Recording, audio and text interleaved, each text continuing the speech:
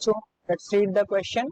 The question says force between two identical charges placed at a distance of r in vacuum is capital F. Now a slab of dielectric constant 4 is inserted between these two charges.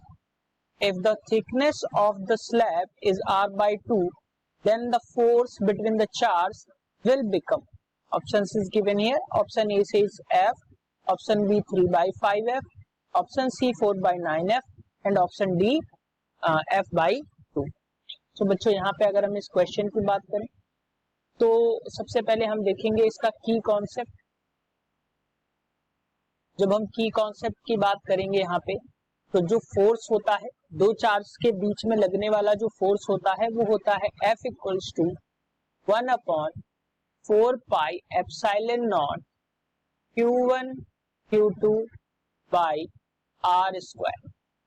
लेकिन जब dielectric constant कोई substance रखा है, कोई भी dielectric constant मान लिया K जो है, डाइलेक्ट्रिक कांस्टेंट K का कोई सब्सटेंस रखा है, तो ये जो फोर्स है ये हो जाता है F equals to 1/4 pi epsilon naught Q1 Q2 by R square into K, यानी कि K का मल्टीप्लाई हम यहाँ पे करा देते हैं.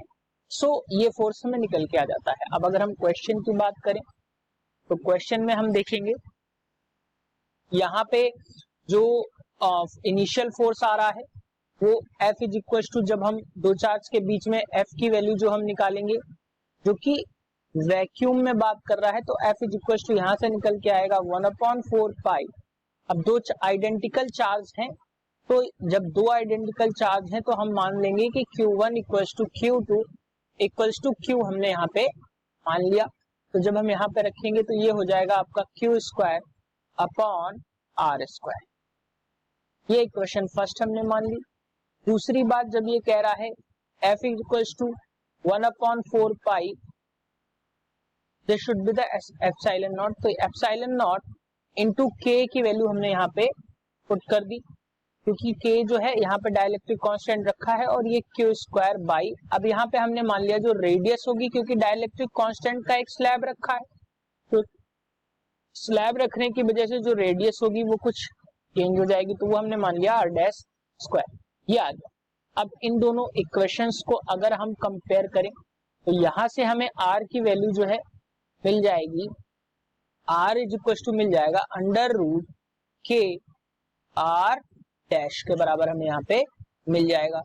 सो अगर हम इसी R की वैल्यूज जो है अगेन इसमें पुट करें तो F इज इक्वल टू हमें यहाँ से मिलेगा 1/4 pi epsilon not Q square upon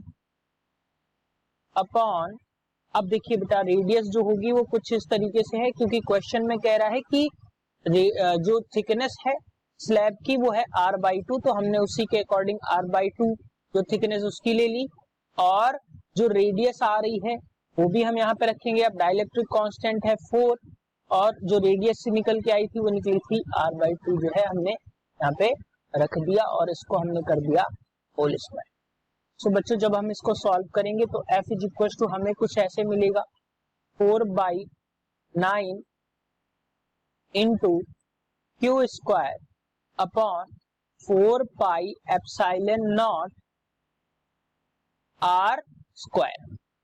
अब यहां से अगर हम देखें 1/4 pi epsilon not Q square by R square, जो वैल्यू गिवन है, इतनी वैल्यू जो गिवन है, अगर हम इस वैल्यू की बात करें, इतनी वैल्यू की बात करें, तो ये जो वैल्यू गिवन है वो कैपिटल F की गिवन है इक्वेशन फर्स्ट से. अगर हम देखें तो ये मान लिया F डैश होगा, ये भी ध्यान रखिएगा.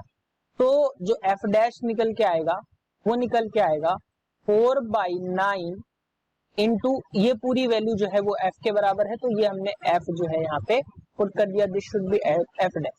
तो F 4/9 F के बराबर जो F डैश आएगा, जो नया फोर्स लग रहा होगा वो क्या होगा 4/9 टाइम F के बराबर होगा. So the correct answer for this question is option C, that is 4/9F. Hope you understood it well.